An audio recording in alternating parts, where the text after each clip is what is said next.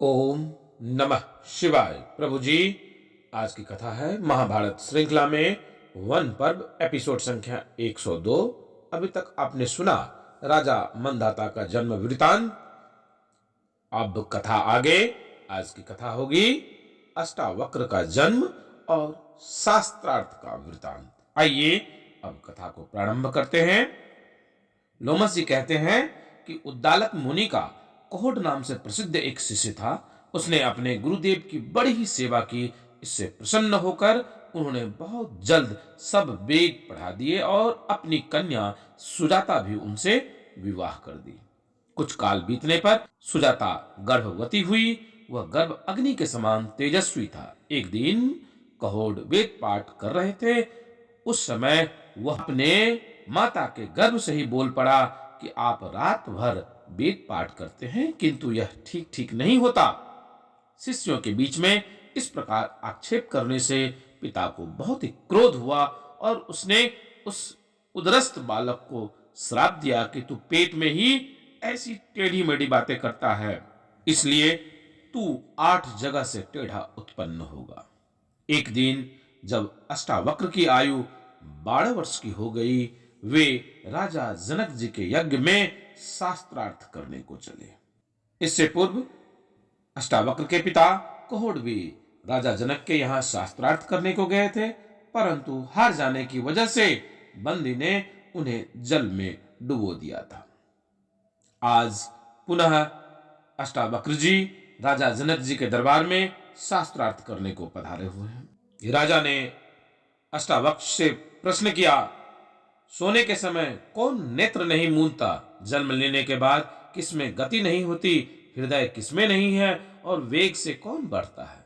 तब अष्टावक्र ने कहा, मछली सोने के समय नेत्र नहीं मूंदती, अंडा उत्पन्न होने पर चेष्टा नहीं करता, पत्थर में हृदय नहीं है और नदी वेग से बढ़ती है। यह सुनकर राजा ने कहा, आप तो देवताओं के समान प्रभाव वाले हैं।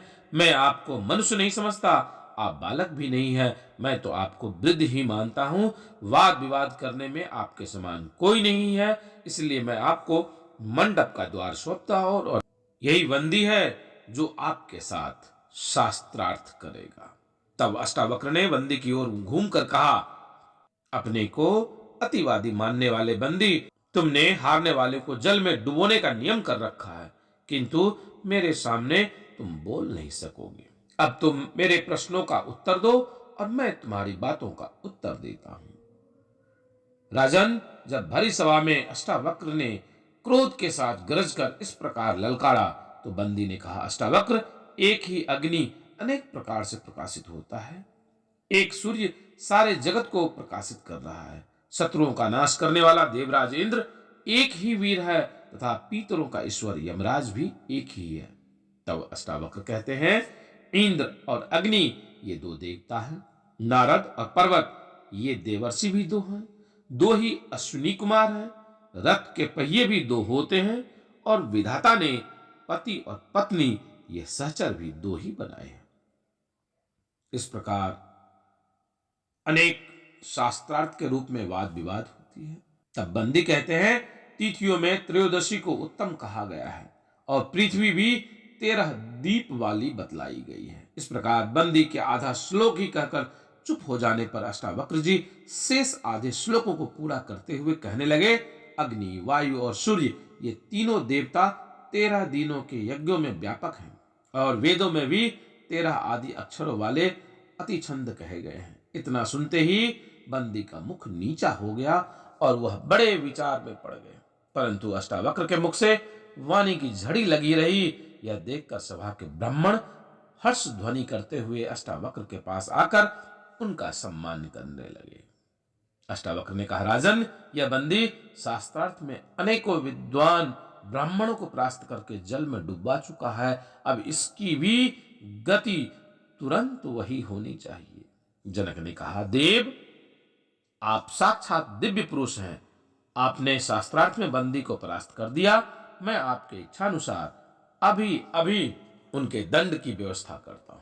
सभा में इस प्रकार बातचीत हो ही रही थी कि समुद्र में डुबाए हुए सभी ब्राह्मण वरुण देव के से सम्मानित होकर जल से बाहर निकल आए और राजा जनक की सभा में आ पहुंचे। उनमें एक कहोड़ भी थे। उन्होंने कहा, मनुष्य ऐसे ही कर्मों के लिए पुत्रों की कामना करते हैं। जिस काम को मैं नहीं कर सका वह मेरे पुत्र ने करके दिखा दिया।